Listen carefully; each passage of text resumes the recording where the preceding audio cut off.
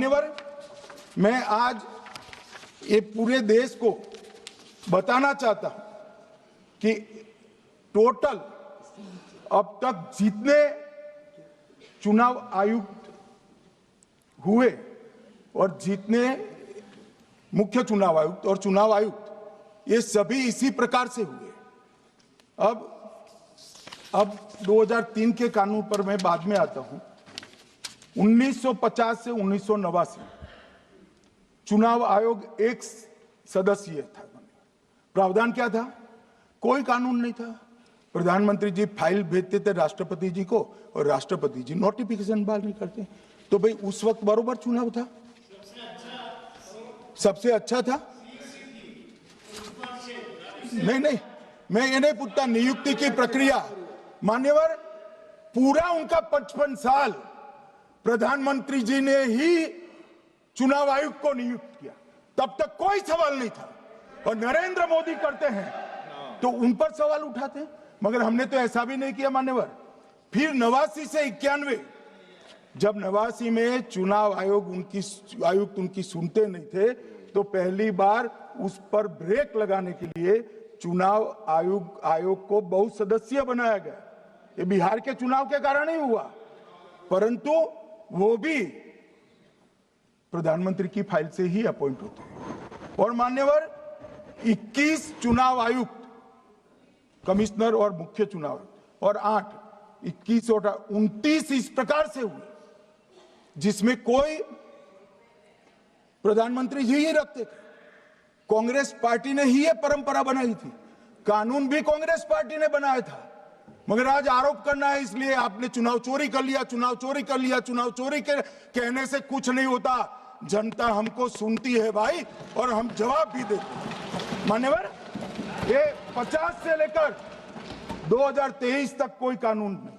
बाद में 2023 में एक अनूप बरनवाल बनाम भारत सरकार मुकदमा हुआ। उसमें सुप्रीम कोर्ट ने कहा कि भाई चुनाव आयुक्त की नियुक्ति थोड़ी पारदर्शी होनी चाहिए। सुझावी था, ऑर्डर नहीं था। हमारे सॉलिसिटर जनरल ने वहां कंसेंट दी, तो उन्होंने कहा कि भाई हमें कानून बनाने में थोड़ी देर लगेगी और हमें इस पर कंसल्टेशन भी करना पड़ेगा, चुनाव आयोग से भी करना पड़ेगा।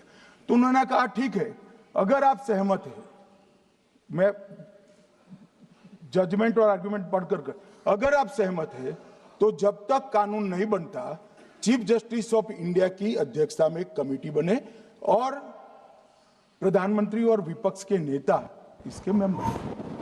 हमें कोई आपत्ति नहीं थी, हमने हाँ बोला सर।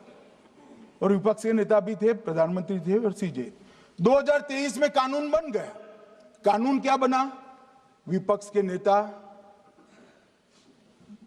प्रधानमंत्री तय करेंगे, वो एक मंत्री और स्वयं प्रधानमंत्री, ये 3 लोग बैठकर चर्चा कर मेरिट्स में चुनाव आयुक्त और मुख्य चुनाव आयुक्त की नियुक्ति करेंगे।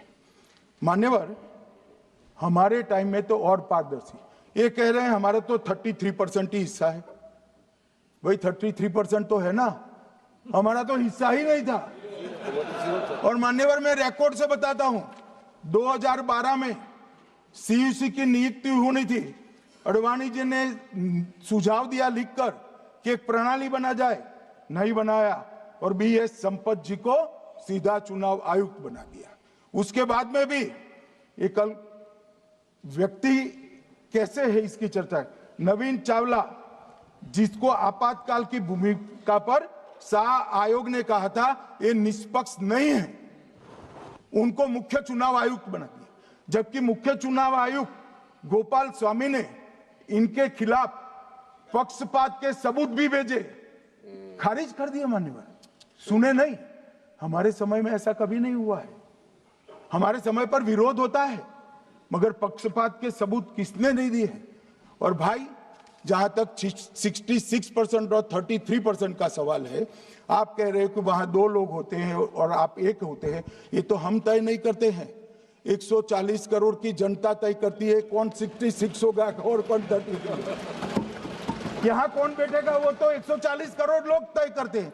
वो आपके लिए तय करोगे तो आप 66 हो जाओगे। मगर आप तो 100 रख कर गए थे, हमने उसको 33 दे दिया। मान्यवर, ये क्या सवाल उठाते, और वो समझते हैं कि मैं बोलता हूं तो बस ये ब्रह्म वाक्य होगा। ऐसे नहीं होता है मान्यवर, हर चीज के तर्क होते हैं। इनका जो भाषण तैयार करते हैं वो भी ठीक से नहीं करते, रिसर्च नहीं करते मान्यवर। इन्होंने सीसीटीवी फुटेज 45 दिन में इलेक्शन कमीशन ने नष्ट करने का निर्णय किया, इस पर आपत्ति उठाई। मान्यवर, जन प्रतिनिधित्व अधिनियम 1951 की धारा 81 में एक प्रावधान है। प्रावधान क्या है? उम्मीदवार चुने जाने के बाद 45 दिन में चुनाव याचिका दायर कर सकते हैं। 45 दिन के बाद इसको कोई चुनौती नहीं दे सकता। ये नियम 1991 में बना, तब उस वक्त सीसीटीवी फुटेज नहीं था। सीसीटीवी फुटेज बाद में चुनाव आयोग ने एक सर्कुलर से रूल्स में बदलाव कर ऐड किया। अब किया क्या है चुनाव आयोग ने? सीसीटीवी फुटेज का जो रिकॉर्ड है उसको जन प्रतिनिधित्व अधिनियम की 1951 की धारा 81 के साथ संरक्षित किया है, मतलब अलाइन किया है कि 45 दिन के बाद कोई डिस्प्यूट की प्रोविजन ही नहीं है एक्ट में, तो 45 दिन के बाद ये सीसीटीवी फुटेज क्यों रखना चाहिए? अब इतनी सादी समझ नहीं है सब, मैं क्या कर सकता हूं? सब समझ के कोई इंजेक्शन नहीं होते जो भड़ाम से दे दिया। मान्यवर, ये धारा 81 1951 से है, मगर पहले पर्चियों से होते थे तो पर्ची के लिए थी। अब सीसीटीवी फुटेज का कैमरा आ गया तो सीसीटीवी फुटेज ऐड कर दिया। मान्यवर, उन्होंने कहा, और इस वक्त जब सीसीटीवी फुटेज जब प्रक्रिया में ऐड किया, तब स्पष्ट चुनाव आयोग ने कहा था कि सीसीटीवी रिकॉर्डिंग संवैधानिक दस्तावेज नहीं है, ये आंतरिक प्रबंधन है। किस चीज का आंतरिक प्रबंधन? कि चुनाव सीज होने के बाद कोई पुनः मतदान की अर्जी करता है कि भाई ये मतदान मथक में चुनाव ठीक नहीं हुआ, तो चुनाव आयोग जो निर्णय करता है वो सीसीटीवी फुटेज के आधार पर करता है। पहले मौखिक करता था, टेक्नोलॉजी आई, सीसीटीवी फुटेज स्वीकार कर लिया। अब ये आंतरिक प्रबंधन के लिए है मान्यवर। फिर भी चुनाव आयोग का जो निर्णय मैं बताता हूं, उन्होंने कहा सामान्य जनता को एक्सेस होना चाहिए। रूल्स बनाया गया है, सामान्य व्यक्ति सीसीटीवी फुटेज उच्च न्यायालय में जाकर 45 दिन के अंदर ऑर्डर करा सकता है। अब ये कहेंगे 45 दिन में जजमेंट नहीं आएगा, मगर उच्च न्यायालय इतना ऑर्डर कर सकता है कि ये सीसीटीवी फुटेज आप डिस्ट्रॉय मत करना। मान्यवर, राजनीतिक दलों को एक्सेस देने का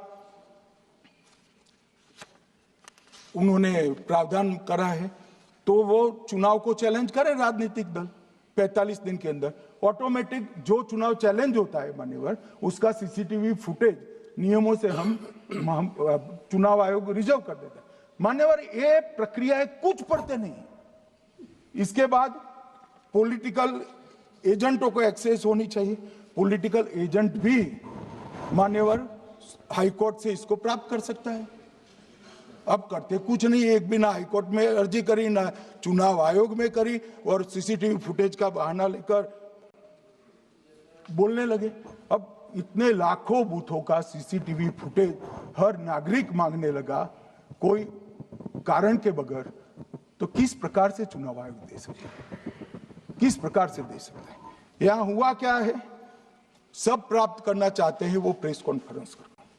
उनको लगता है कि मेरी प्रेस कॉन्फ्रेंस ये संवैधानिक प्रावधान के तहत होती है। ऐसा नहीं होता है। वे प्रेस कॉन्फ्रेंस जो करते हो जिन मुद्दों का, इसकी लीक कर अर्जी दे दो, टपक से मिल जाएगी सारी दिख, मगर अर्जी नहीं करते, कोर्ट में नहीं जाते हैं, चुनाव आयोग में नहीं जाते हैं, और चुनाव चोरी हो गया, चुनाव चोरी हो गया, चुनाव चोरी हो गया करते। मान्यवर, ऐसे नहीं चलेगा। इस देश को, लोकतंत्र को आप धूमिल नहीं कर सकते। और सबने सीखना चाहिए और भाषण ढंग से तैयार करने का भी सीखना चाहिए।